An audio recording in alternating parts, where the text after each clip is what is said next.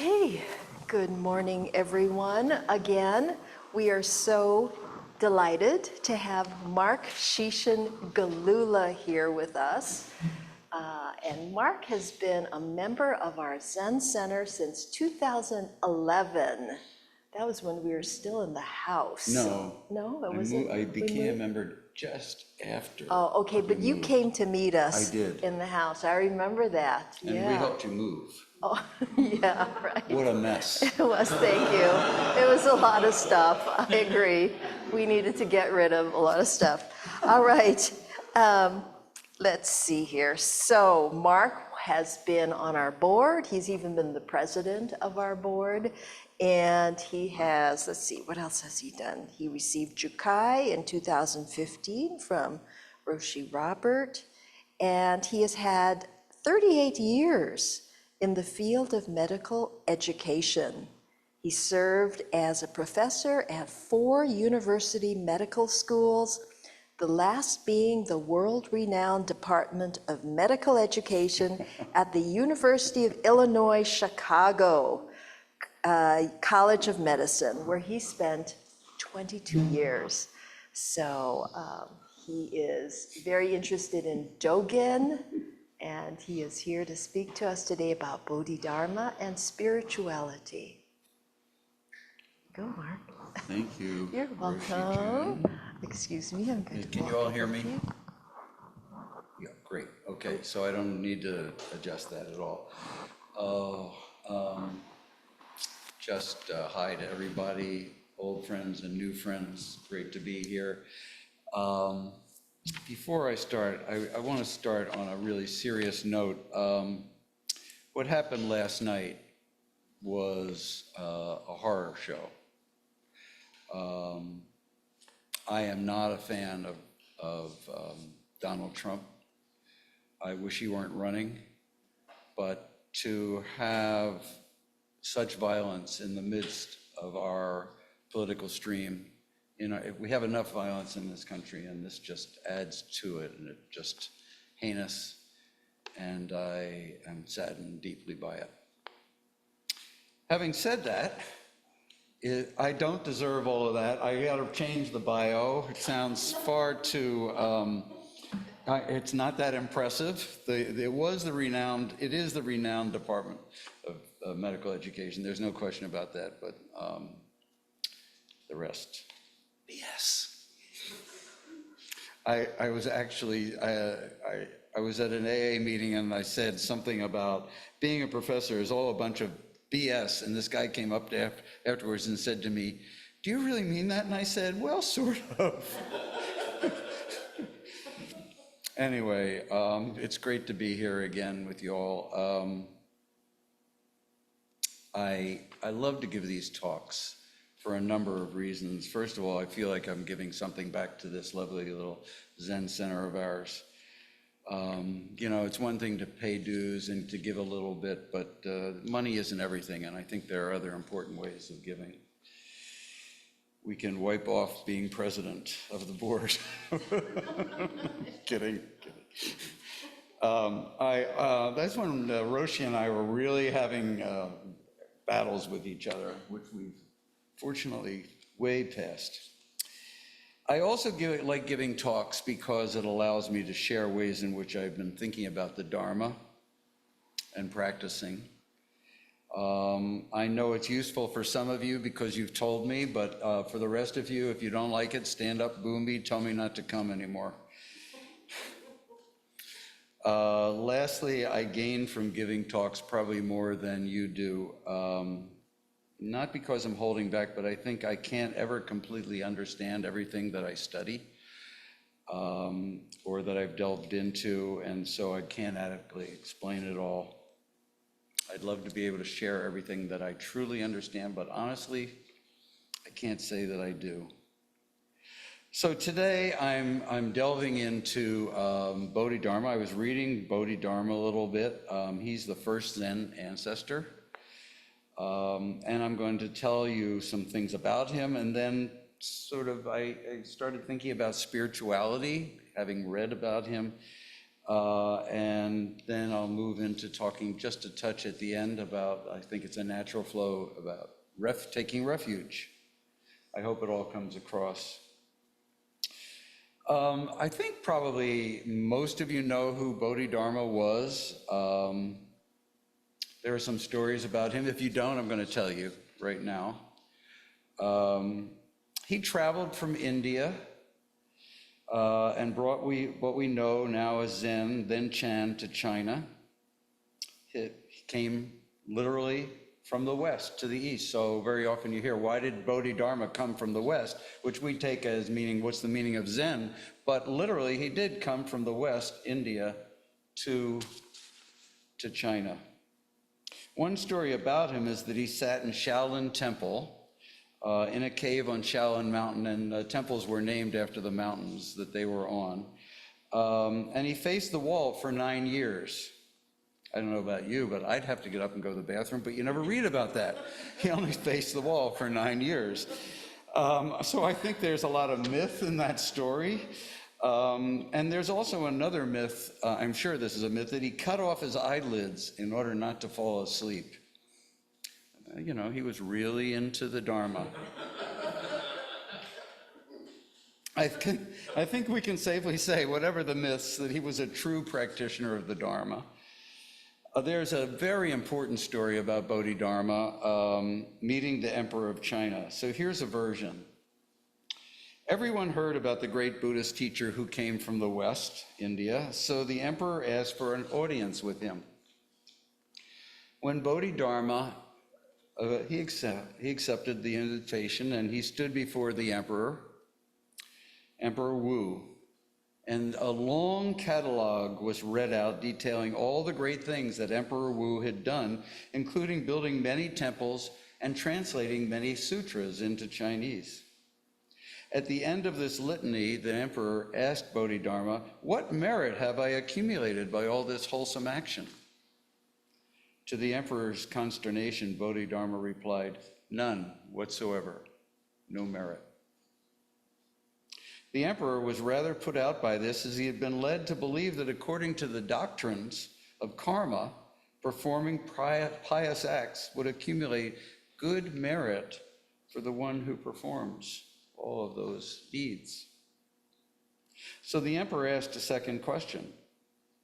"What then is the essence of Buddhism?" The reply came, "Vast emptiness, nothing holy in it." Obviously, the emperor was clinging to I, himself, and his material possessions. By everything is emptiness, Bodhidharma was saying there's nothing to cling to, not even holiness, not even good works, not even you, not even me. So, no doubt rather exasperated by now and maybe wondering if he should call for his executioner to dispatch this rather irritating monk, the emperor asks who he thinks he is. In other words, by what authority is he speaking? And he says, "Who then stands here before us?"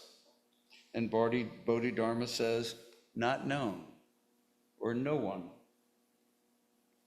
Sometimes his last answer is translated as "I don't know," or something similar, but to use the I or me pronouns at this point, I think, undermines all that Bodhidharma said. Clearly, Bodhidharma was a very, very special person. This is a famous story. Because it is so famous, we don't often go further. But we have significant writing. I forgot the book, but I was going to show you.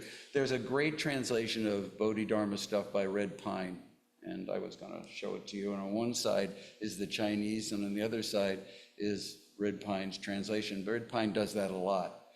His translation, just as so I'm talking about Red Pine now, his translation of the Heart Sutra is just magnificent.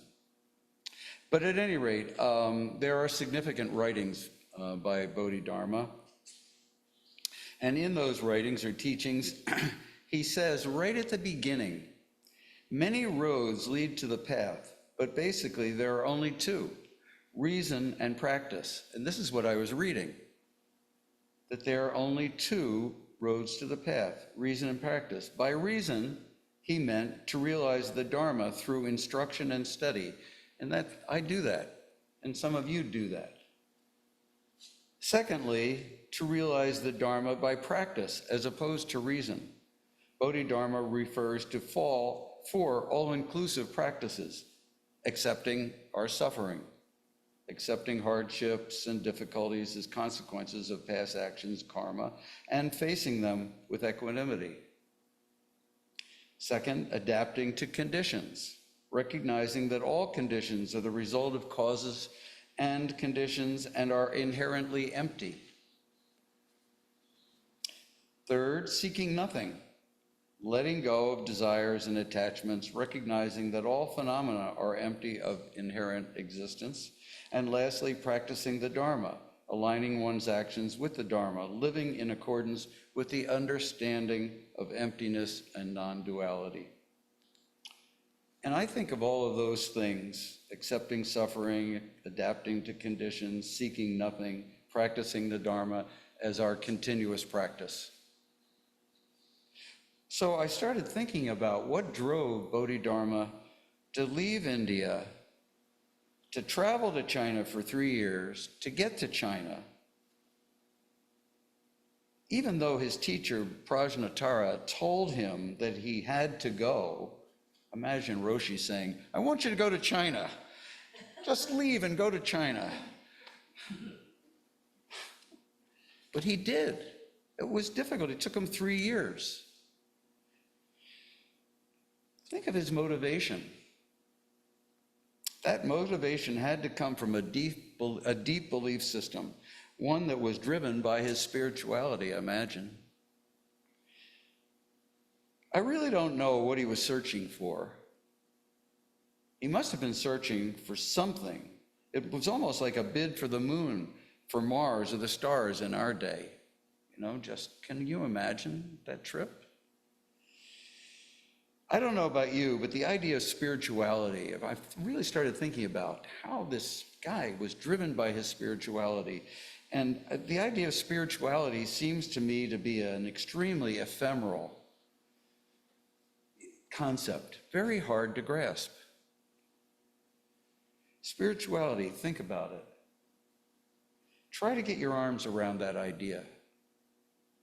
Like most of you probably, I think I'm a spiritual person. Something motivates me in several ways.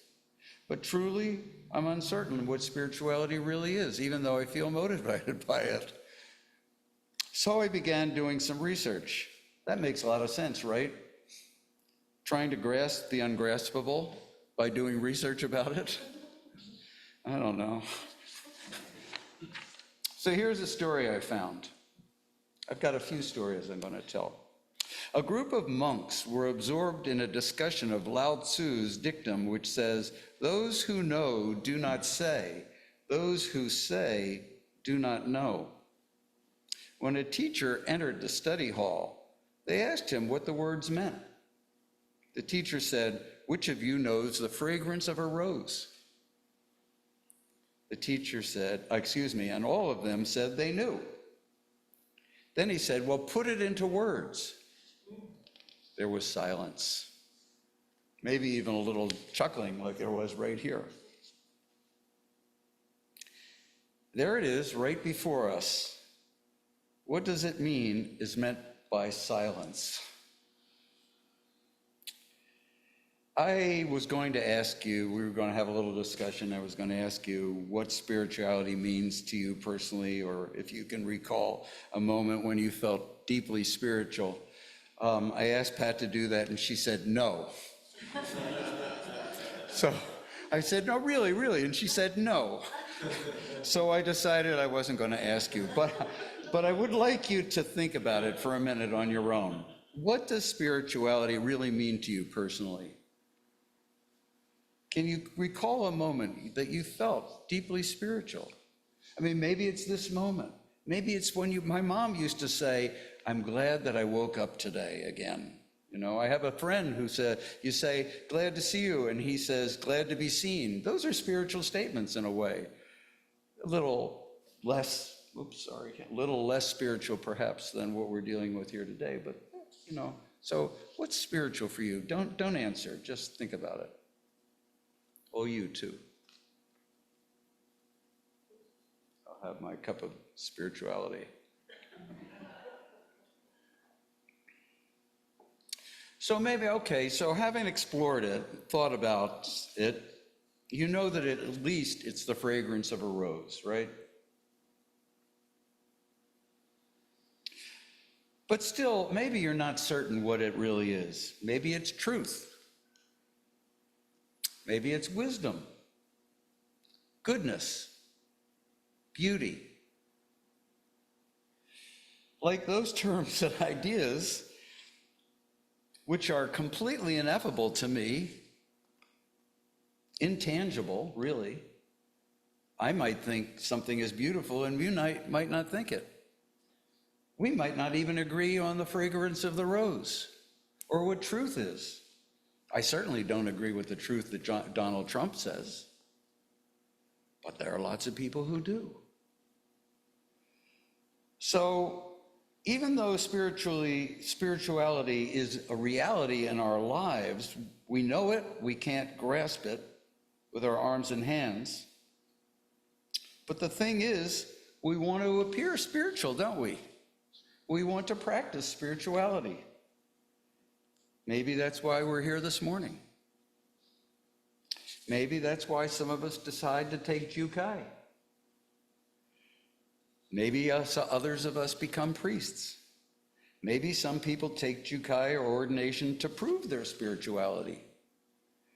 Maybe they give talks to prove their spirituality. I wouldn't doubt that some of you are raising your eyebrows at all of this, but if we look at ourselves deeply, couldn't there be a bit of spiritual materialism at work here? Chogyam Root Trungpa, great Tibetan teacher who Roshi studied with, coined the term spiritual materialism, that great book, Spiritual Materialism. It refers to the tendency to use spiritual practice and ideas for personal gain, often to inflate the ego rather than transcend it. Maybe for some of you it's not true, but I have to admit there's a bit of it, along with some Freudian ego in the way for me. I deplore that about myself, but I also recognize it with some humor and humility. Can't help it. You know, I want to be spiritual. I want to show it, but not too much. I think it's a way to fall into this hole of spiritual materialism. I have a friend, a guy that I admire for many reasons. But one thing about him which causes me pause is that he seems to collect spiritual experiences like trophies. I won't go into detail, but it's both humorous and alarming to me. I'll just say one thing. I'll say, so-and-so, like Frankos Deseski. He'll say, oh, I met him. I'll say, Joshin Allhouse. He's, oh, yeah, I know him. I sat at his retreat. Everybody, it's amazing. So I kind of think of them as trophies for him. Then there are people who have used meditation or mindfulness primarily for personal advantage. They're negative trophies, or worse, for power, exploitation, including improper sexual advances or activities. Doing the right thing is what I hope we all want out of our spirituality. But then some stories immediately opened my eyes to how famous spiritual people have managed their lives. Here's a story about St. Francis of Assisi. Once, when Francis fell ill during his excuse me. Once, when Francis fell ill during his last years, his guardian and companion obtained a piece of soft fox skin to sew into his tunic, into Francis's tunic, as protection against the winter cold. Francis would permit the fox skin only if a piece of fur was also sewn on the outside of his tunic, so that no one would be fooled by the garment's coarse outer appearance into thinking that Francis was being more ascetic than he actually was. That story is interesting to me because there's more here than immediately meets the eye. When we're truly spiritual, we recognize our innermost needs for recognition. This is also a recognition of our self-knowledge, a recognition of our honesty. And I think it's about paying attention to myself, to ourselves. Some of this is what Dogen was speaking of in Genjo Koan when he said to study the way of enlightenment is to study the self. But he also said to study the self is to forget the self. To forget the self is to be actualized by the myriad things. There's an irony here. We pay attention to let go. Then we let go. When we let go, we enter the true realm of the spiritual, the actualization of all things, the recognition of oneness with all. This is what some call realization or enlightenment. I don't think Francis of Assisi was a hypocrite and was certainly not being self-deceptive. Rather, he was a student of his self. But as Dogen suggested, spirituality is also a study of the self beyond the ordinary. In study of the self, we transcend the ordinary. This is essential Zen, transcending the ordinary, and to find and attend to the ordinary. Thich Nhat Hanh once met Thomas Merton. This is a really famous story that I just came across, and looking things up, I told somebody about it, and they said, was I having this conversation with you, Roshi? No, but somebody recently, they said, oh yeah, it's really, really famous. Anyway, Thich Nhat Hanh once met Thomas Merton, the famous American Trappist monk. Merton asked Thich Nhat Hanh what he had learned during the course of his novitiate training, half expecting to hear of encounters with enlightenment, discoveries of the spirit, and this is really funny actually, and perhaps even altered states of consciousness. But Thich Nhat Hanh, replied that he had simply learned to open and close doors. Learn to open and close doors. The quiet discipline, you can see this in Thich Nhat Hanh, the quiet discipline of not acting impetuously, of not running around slamming doors, of not hurrying from one place to another, was where Thich Nhat Hanh, as a novice monk, had begun his training to begin the process of his spiritual growth. Learn to open and close doors. Merton himself loved the answer and often retold the story because he thought it exemplified play at its very best, doing the ordinary while being absorbed in it intensely and utterly. Since I read that, I've been trying to close doors more quietly. I really have. And to shut the drawers more quietly. It's a great practice, guys. It really is. Try it. One more story that I came across that I'm having a great time here. One more story that came across reminded me that spirituality, I'm sorry, I'm still laughing at that great story I just read, need not connote the spectacular. Saint Nicholas, who became our Santa Claus, was among the first individuals to be venerated as a saint without being martyred. Before him, everybody had displayed some form of heroism or miracle of heroism, and they were beheaded or burned or whatever. But in the 4th century, there was finally peace between the Roman state and the Christian community. So believers looked for a modern saint and found Nicholas. His miracle was constant and singularly unselfish kindness in everyday life. So we have Saint Nicholas, Santa Claus, because he just gives away everything. True Dharma.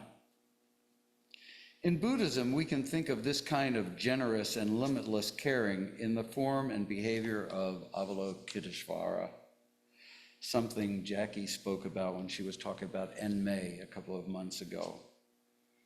Here's a classic story from the Blue Cliff record in the Book of Serenity.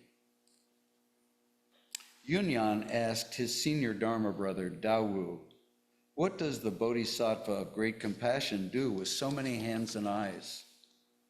Dawu said, it's like someone reaching back for the pillow at night. Very natural. Yunyan said, I got it. Dawu said, well, what did you get? Yunyan said, all over the body are hands and eyes. And Dawu said, you've said it well. It's 8 or 9 out of 10, 80%, 90%. Yunyan said, I am just this, meaning, okay, so you say. But how about yourself, brother? Dawu said, wherever the body reaches, it is hands and eyes. Yes, wherever the body reaches, it's hands and eyes. Just imagine that. It's an image of devotion. The reason for this devotion is further explained in the Lotus Sutra, chapter 25. When a bodhisattva named Inexhaustible Mind, if you've not read the Lotus Sutra, there are loads of bodhisattvas and they all have incredible names like Inexhaustible Mind and so forth. I urge you to read the Lotus Sutra. It's just wonderful to read. Anyway, a bodhisattva named Inexhaustible Mind asked the Buddha why the bodhisattva Avalokiteshvara is called regarder of the cries of the world. Gene Reeves wrote a version of he translated the Lotus Sutra, but he also wrote a version of it's called Stories of the Lotus Sutra, which you can read, which sort of tells each chapter and then explains what the chapter's about, which is kind of nice. And I'm quoting from that right now. The Buddha explains that if those who are suffering sincerely call her name with all their heart, they will immediately be heard and will be able to free themselves from suffering. The Buddha says to Inexhaustible Mind Bodhisattva, quote, if there were countless hundreds of thousands of billions of living beings experiencing suffering and agony who hear of Bodhisattva regarder of the cries of the world and who wholeheartedly call her name, regarder of the cries of the world, Bodhisattva, would immediately hear their cries and all of them would be freed.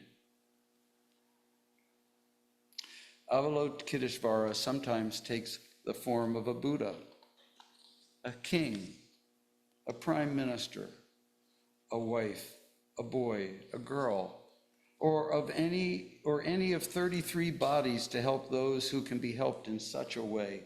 Unsurprisingly, so many people worldwide use Avalokiteshvara as their spiritual focus. Are we getting closer to understanding what spirituality is? Is it really so ineffable? After all, we've just seen how the power of a great bodhisattva, Avalokiteshvara, can enable the action of faith in so many of us. I also wondered what such faith looks like in others and if it's a descriptor of their spirituality. So here's the story from the Hasidic realm. I know my brother's not going to hear this, so I can talk about Hasidim. Once, when Rabbi Mordechai was in the great town of Minsk expounding the Torah to several men who were hostile to his way, they laughed at him. What you say does not explain the verse in the Torah in the least, they cried. Do you really think that I was trying to explain the verse in the book? That doesn't need explanation. I want to explain the verse that is within me. Wow. Explain the verse that was in me, he says. Here's another, this time a Hindu story. The devotee knelt to be initiated into the discipleship. The guru whispered the sacred mantra into his ear, warning him not to reveal it to anyone. Well, what will happen if I do? Asked the devotee. The guru said, anyone to whom you reveal the mantra will be liberated from the bondage of ignorance and suffering, but you yourself will be excluded from discipleship and suffer damnation. Well, no sooner had he heard those words than the devotee rushed right out to the marketplace, collected a large crowd around him, and repeated the sacred mantra for all to hear. The disciples later reported this to the guru and demanded that the man be expelled from the monastery for his disobedience. The guru smiled and said, "He doesn't need anything I can teach. His action has shown him to be a guru in his own right." And finally, one last example of seeing spirituality in another person. Rabbi Leib, the hidden tzaddik who wandered over the earth, said, "I did not go to the Maggid," who's a reader of the Torah.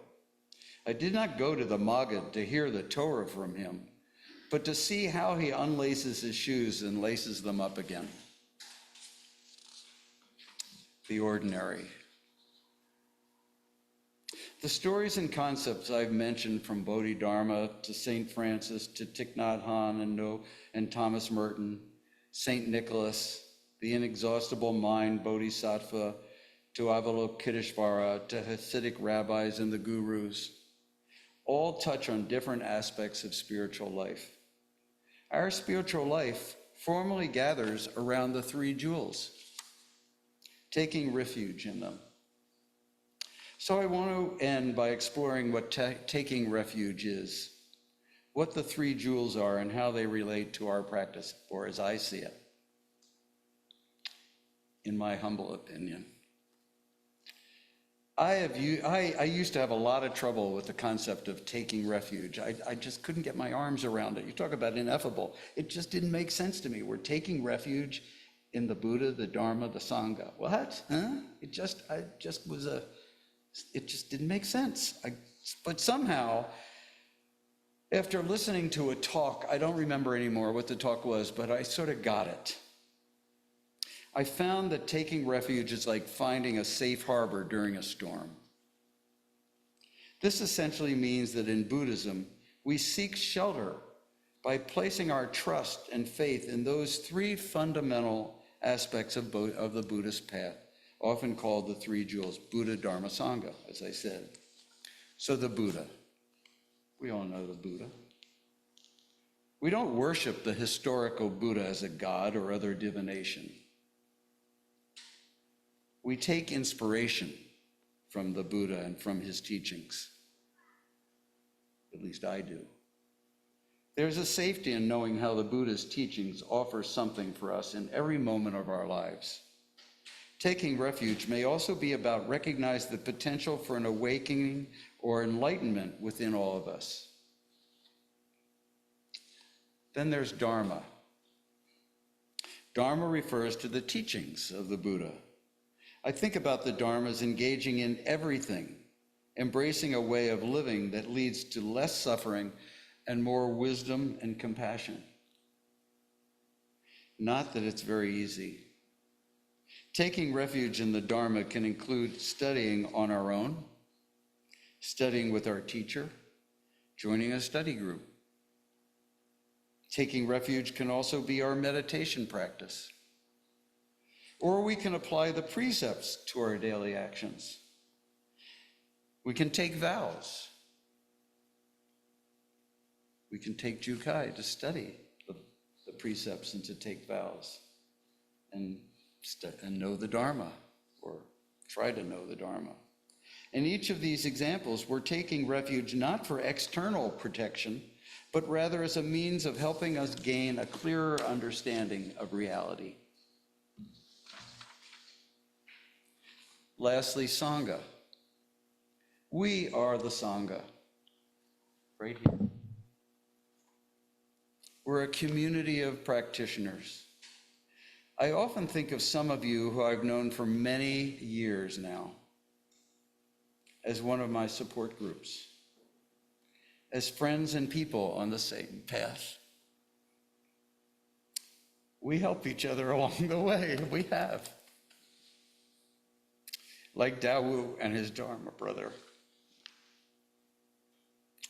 In Sangha, we expect there to be a supportive community, which offers refuge because it's so supportive.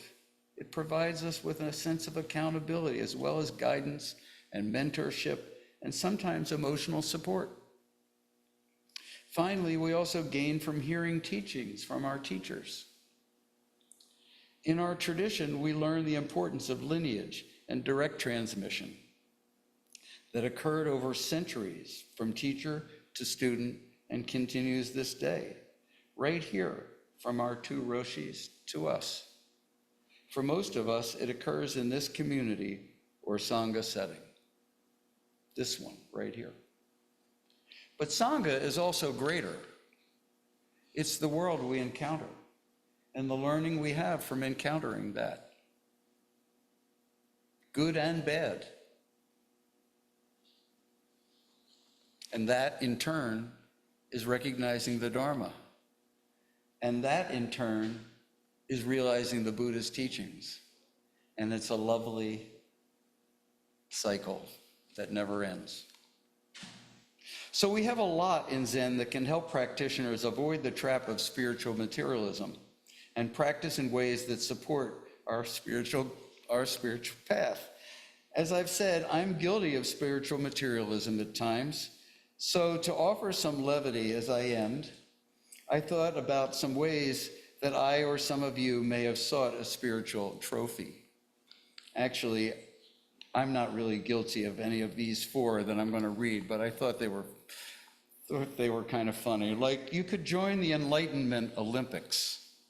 You could compare meditation retreat durations like this, like competing for a gold medal. Oh, you did a 10-day silent retreat? Oh, you thought that's something. I just got back from a 30-day meditation retreat in the wilds of northern Canada.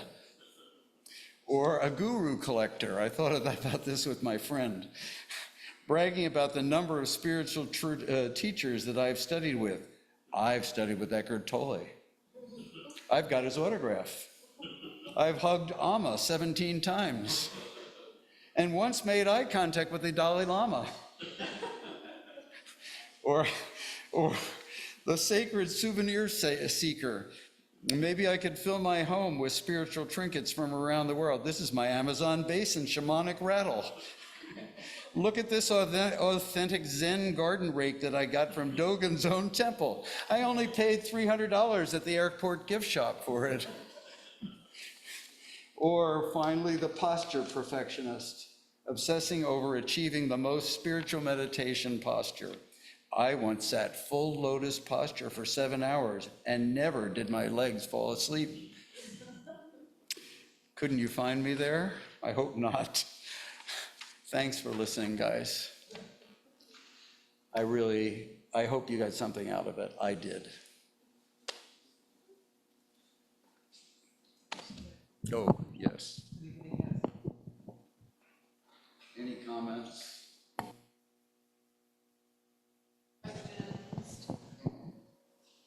Shishin, what a lovely, lovely talk. I really appreciate your honesty and your transparency and the depth of what you share. I'm particularly moved by your invitation to all of us to really personally reflect on what being a spiritual person means and how we can understand that in the context of our life.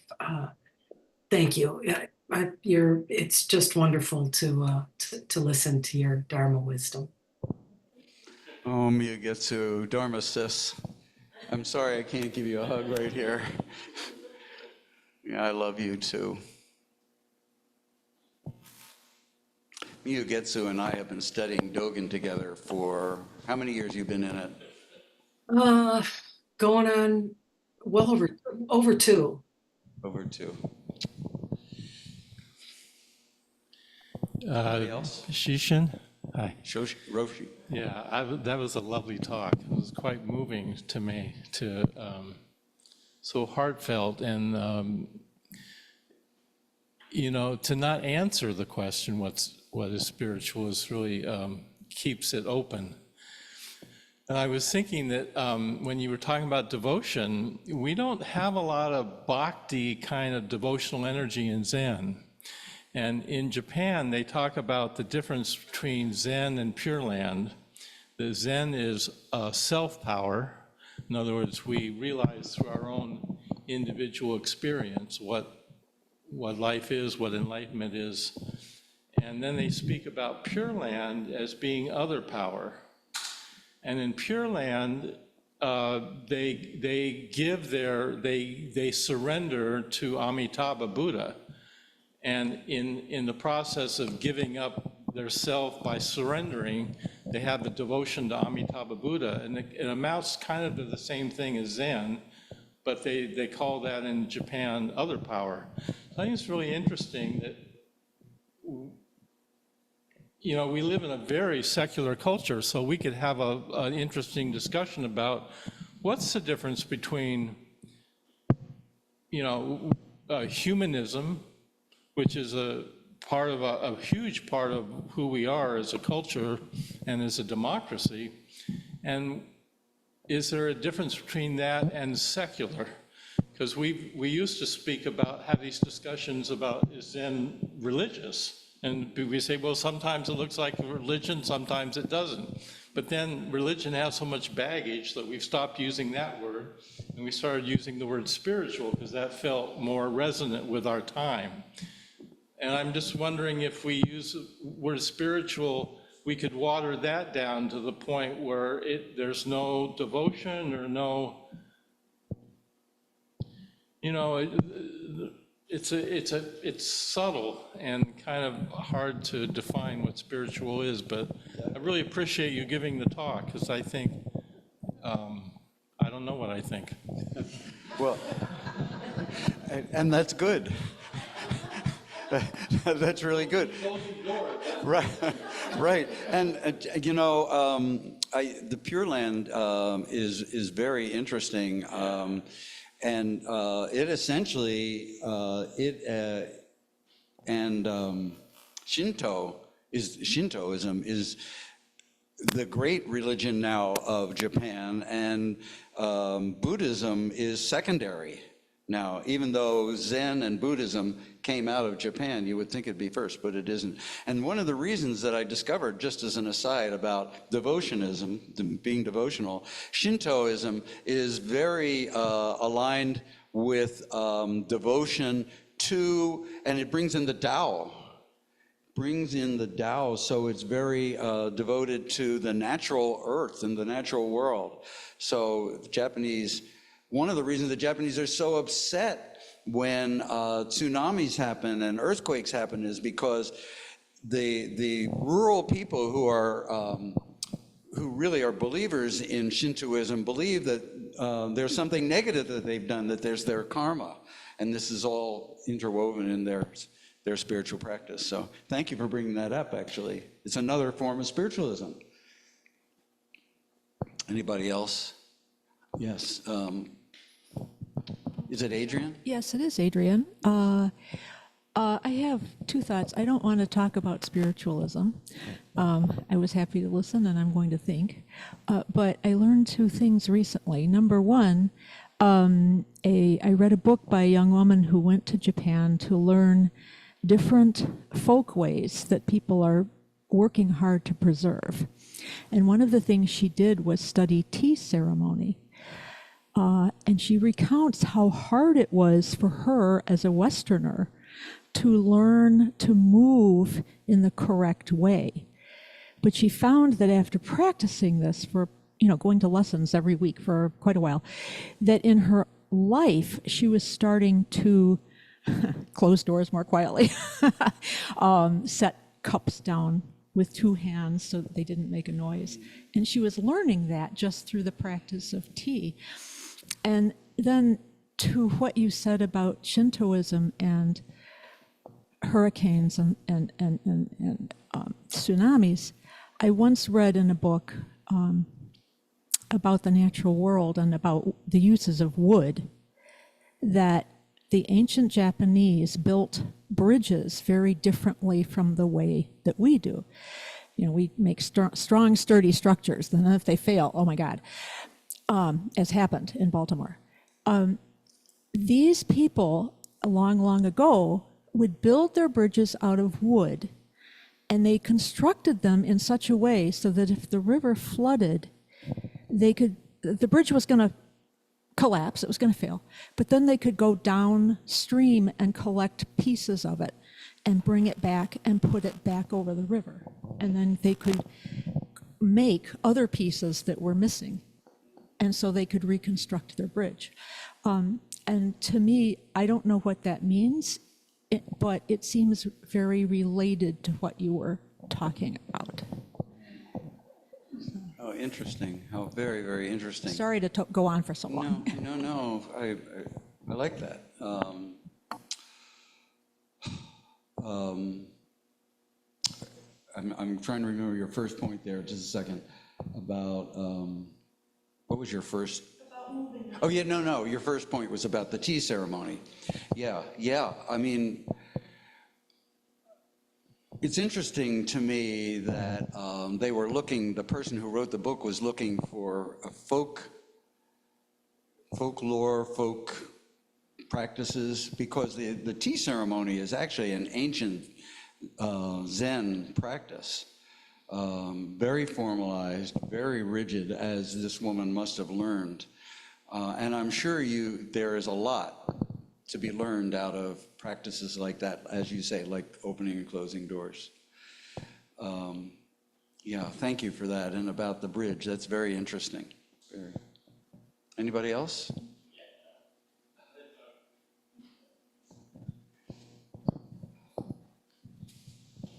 Yeah, so that brings up the interesting notion of ritual. And what does ritual have to do with a spiritual practice? And it seems to, if I think of other spiritual traditions, indigenous cultures, Judaism, almost any quote unquote religion that I can think of has some kind of ritual practice that sort of takes us out of the mundane into the mystery of something else we might call spiritual. And so that also brings up for me the idea that we could, because we're so individualistic, we could think of spirituality as purely a personal experience, but we're also talking about institutions which we don't trust anymore, and lineages and traditions which carry on something. So Thich Nhat Hanh had that beautiful thing that he said to Thomas Merton, but he was in a monastery, and that monastery had been carried on a practice for hundreds and hundreds of years. And so there's something to be said about tradition and lineages and ritual. Yeah. I'm really glad you brought that up. I thought, as I was putting this together, I thought about talking about ritual a little bit and the spirituality that could come out of ritual, and decided that I had already said enough. And, that could be another talk, or maybe you just gave the talk right then, because but I want to just say that before you take over again, Roshi,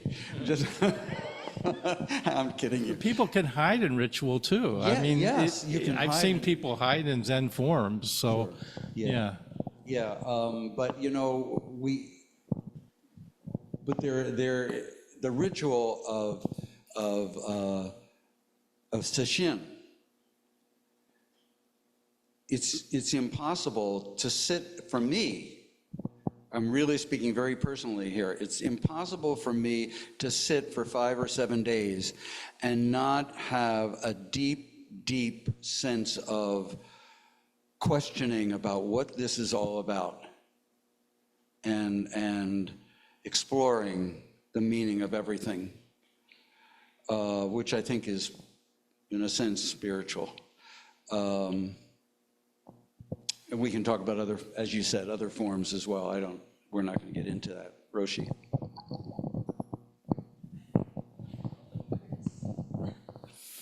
So, yeah, spirituality is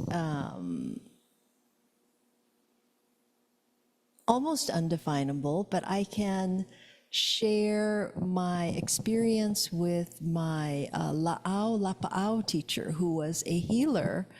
They were the original doctors in Hawaii, where they knew all the plants, right, and how the plants could affect a human person. And to be an effective healer, one needed to really not be so self-involved, right? They had to really kind of sacrifice a lot of extraneous things by meditation, by practicing being quiet, by sitting still, so that they could be attentive to the person they were working with, all of their symptoms, and listening, what is happening with this person. And then being able to know the different plants that could help this person. All right, so that for me is very spiritual practice. So I thank you for this talk today, Mark. It was really so down to earth, and that's what our practice is here, I believe, very down to earth, and practicing attention.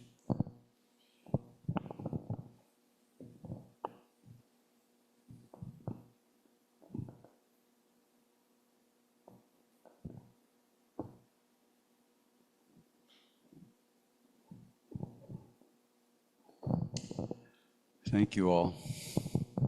Great to have been here. See you in a couple months.